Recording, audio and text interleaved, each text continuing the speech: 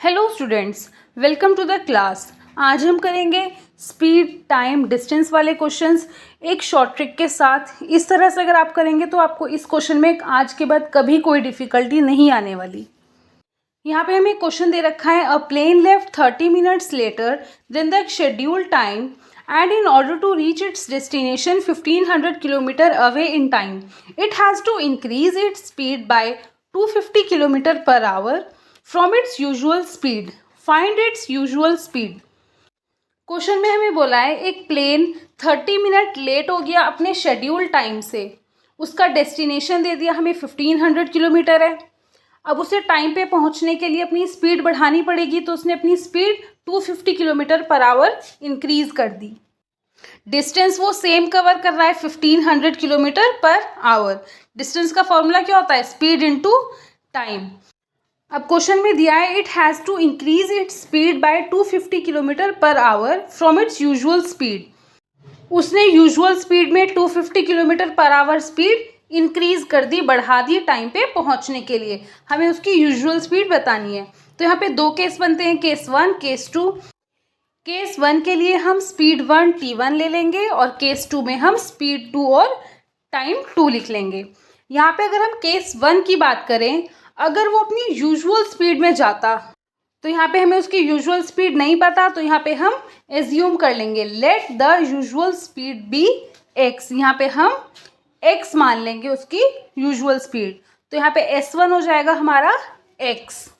अब टाइम क्या होता है? डिस्टेंस अपॉन में स्पीड। अगर वो अपनी यूजुअल स्पीड पे जाता तो टाइम पर पहुंचता, तो डिस्टेंस कितना कवर करता? 1500 अपॉन में स्पीड कितनी होती? x। अगर हम केस 2 की बात करें तो केस 2 में उसने क्या करा? स्पीड को इंक्रीज कर दिया। जो उसकी यूजुअल स्पीड थी उसमें उसने 250 किलोमीटर पर आवर इंक्रीज कर दिया टाइम पे पहुंचने के लिए। तो उसकी यूजुअल स्पीड x थी, तो x प्लस उसने 250 और बढ़ा दिया ताकि वो जल्दी पहुंच जाए।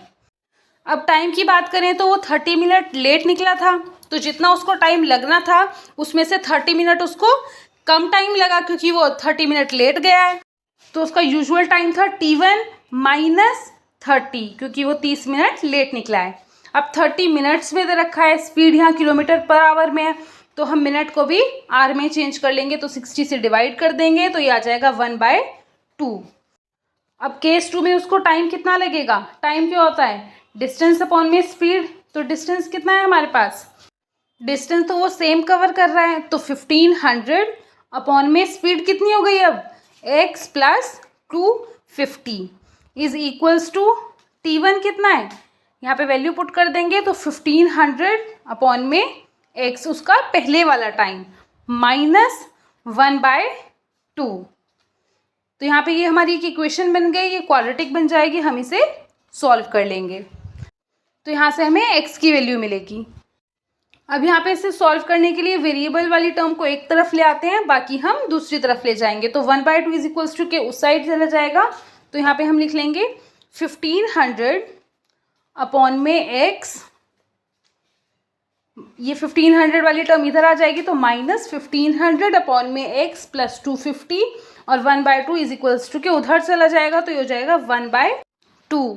तो यहाँ पे हम एलसीएम ले लेंगे, तो हो जाएगा x ब्रैकेट में x प्लस 250 क्रॉस मल्टीप्लाई हो जाएगी, तो ये हो जाएगा 1500 x प्लस 1500 की 250 से मल्टीप्लाई करेंगे तो ये हो जाएगा 375 और 3 टाइम्स 0 माइनस 1500 की x से होगी, तो 1500 x इज इक्वल्स टू 1/2। तो यहाँ पे 1500 x प्लस में और एक माइनस में है, तो ये कैंसिल हो जाएगा।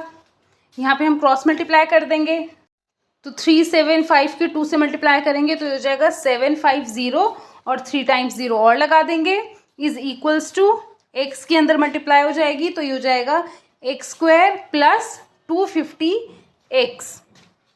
अब यहाँ पे क्वाड्रेटिक इक्वेशन बन गई, x² plus 250x minus 75 4 times 0 is equals to 0।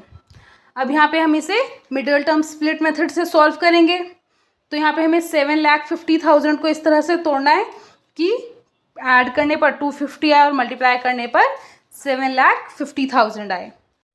तो यहाँ पे हम 750 से डिवाइड करेंगे तो आ जाएगा 1000, 1000 में से 750 माइनस करेंगे तो 250 आ जाएगा, और मल्टीप्लाई करेंगे तो 7,50,000 भी आ जाएगा। तो यहाँ पे हम दो नंबर्स ले लेंगे, 750 और 1000।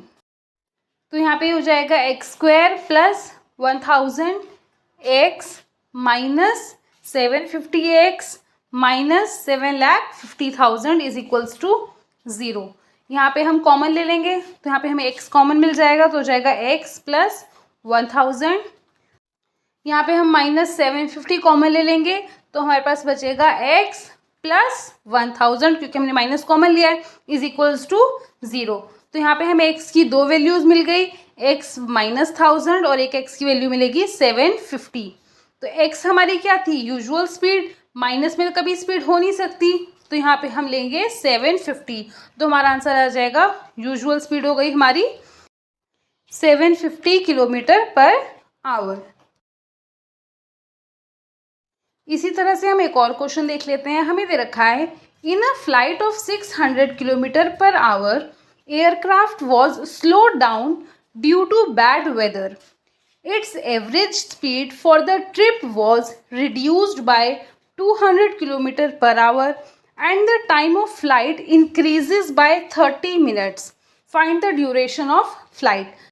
इस क्वेश्चन में हमें फ्लाइट की ड्यूरेशन बतानी है। अब इस क्वेश्चन में हमें डिस्टेंस दिया है 600 किलोमीटर पर आवर और बोला है बैड वेदर की वजह से स्पीड कम हो गई है एयरक्राफ्ट की 200 किलोमीटर पर आवर और टाइम बढ़ गया है 30 मिनट्स। तो दो केसेस हो गए, केस 1 केस 2। तो पहले उसकी स्पीड रही होगी तो स्पीड 1 टाइम 1, सेकेंड केस में कुछ स्पीड होगी तो स्पीड 2 टाइम 2। अब क्वेश्चन में एवरेज स्पीड की बात कर रहा है तो यहाँ पे एज्यूम कर लेते हैं हम एवरेज स्पीड को x, तो हम लिख देंगे let average speed be x। तो यहाँ पे केस 1 की बात करें, जब वो नॉर्मल अपनी स्पीड से जाता तो उसकी एवरेज स्पीड क्या होगी x, और उसे टाइम कितना लगेगा, डिस्टेंस अपॉन में स्पीड, डिस्टेंस कितना कवर करना था उसको 600 अपॉन में स्पीड हो गई x। अब केस 2 में हम देखेंगे तो उसकी एवरेज स्पीड रिड्यूस हो गई 200 किलोमीटर पर आवर से। तो एवरेज स्पीड कितनी थी, x माइनस 200 उसकी रिड्यूस हो गई। यहाँ पे टाइम देख लेते हैं, अगर किसी चीज़ की स्पीड कम हो रही है तो उसका टाइम इंक्रीज़ होगा, तो यहाँ पे 30 मिनट्स इंक्रीज़ हो रहा है उसका टाइम। तो पहले कितना टाइम लगता है उसको, t1 plus 30 minutes. Speed kilometre per our में दे रखी है तो हम टाइम को आर में कन्वर्ट कर देंगे, तो इसे 60 से डिवाइड कर देंगे तो ये हो जाएगा 1/2। अब यहाँ टाइम 2 की बात कर रहा है तो डिस्टेंस तो 600 ही कवर कर रहा है, स्पीड चेंज हो गई x minus 200 is equals to, यहाँ पे हम t1 की वैल्यू पुट कर देंगे जो से पहले टाइम लग रहा था 600 अपॉन में x प्लस 1 अपॉन में 2। यहाँ पे हमारी इक्वेशन बन गई, ये क्वाड्रेटिक बन जाएगी और हम इसे सॉल्व करके x की वैल्यू निकालेंगे। बट हमें इसमें क्वेश्चन में फ्लाइट की ड्यूरेशन बतानी है। यहाँ पे हम इक्वेशन को सॉल्व कर लेंगे तो वेरिएबल वाले नंबर हम एक तरफ ले आएंगे, तो यहाँ पे हो जाएगा 600 अपॉन में x माइनस 200, ये इधर आ जाएगा 600 अपॉन में x, तो माइनस 600 अपॉन में x is equals to 1 upon में 2। यहाँ पे एलसीएम ले लेंगे तो ये हो जाएगा x ब्रैकेट में x माइनस 200 क्रॉस, यहाँ पे क्रॉस मल्टीप्लाई हो जाएगी तो ये हो जाएगा 600x माइनस 600x, बाहर माइनस है तो साइन चेंज हो जाएंगे, प्लस 6 2 12 तो ये हो जाएगा 1,20,000 इज इक्वल्स टू 1/2। यहाँ पे 600x एक प्लस का एक माइनस का है तो ये कैंसिल हो जाएगा। यहाँ पे हम कर देंगे क्रॉस मल्टीप्लाई तो ये हो जाएगा 12 2 24 तो ये हो जाएगा 2,40,000 इज इक्वल्स टू x के अंदर मल्टीप्लाई हो जाएगी तो ये हो जाएगा x² माइनस 200x। ये क्वाड्रेटिक इक्वेशन बन गई, x² minus 200x minus 2,40,000 is equals to 0। अब यहाँ पे हमें 2,40,000 के ऐसे फैक्टर्स करने हैं कि मल्टीप्लाई करने पर 2,40,000 आ जाए और प्लस करने पर 200 आ जाए। तो यहाँ पे दो नंबर्स होंगे 400 और 600। अगर हम 400 से डिवाइड करेंगे तो आएगा 600, 600 और 400 को मल्टीप्लाई करेंगे तो आएगा 2,40,000 और माइनस करेंगे तो हो जाएगा 200। यहाँ पे हो जाएगा x² minus 600x plus 400x minus 2,40,000 is equals to 0। यहाँ पे हम x कॉमन ले लेंगे तो बचेगा x माइनस 600, यहाँ पे प्लस 400 कॉमन ले लेंगे तो बचेगा x minus 600 is equals to 0। तो यहाँ पे x की दो वैल्यूज़ मिली हैं, एक x is equals to 600, x is equals to minus का 400। x हमारी एवरेज स्पीड थी, एवरेज स्पीड कभी भी माइनस में नहीं हो सकती, तो ये हम नहीं लेंगे। तो x की वैल्यू आ गई 600, तो हमारी एवरेज स्पीड हो गई 600। हमें फ़्लाइट की ड्यूरेशन बतानी थी। ड्यूरेशन क्या होता है? टाइम। तो उसका स्टार्टिंग में उसे कितना टाइम लग रहा था? t1 था हमारा 600 अपॉन में x, और x क्या है हमारा, जो हमने भी निकाली है स्पीड 600, तो ये हो जाएगा 600 अपॉन में 600, तो ये कैंसिल हो जाएगा, यहाँ पे आ जाएगा 1, तो उसे कितना टाइम लगेगा? 1 आवर, तो उसकी ड्यूरेशन ऑफ फ्लाइट हो जाएगी 1 आवर। अगर वो अपनी एवरेज स्पीड से जाता है एग्जैक्ट 600 किलोमीटर, तो उसे पूरा 1 घंटा लगता अपनी लोकेशन पे पहुँचने के लिए। तो एग्जाम्स में इसी तरह के क्वेश्चंस देखने को मिलते हैं। आपको क्वेश्चन को अच्छे से रीड करना है, और क्वेश्चन में 2 केसेस दिए होते हैं, उस हिसाब से आपको क्वाड्रेटिक इक्वेशन को सॉल्व करना है। Thank you so much for watching.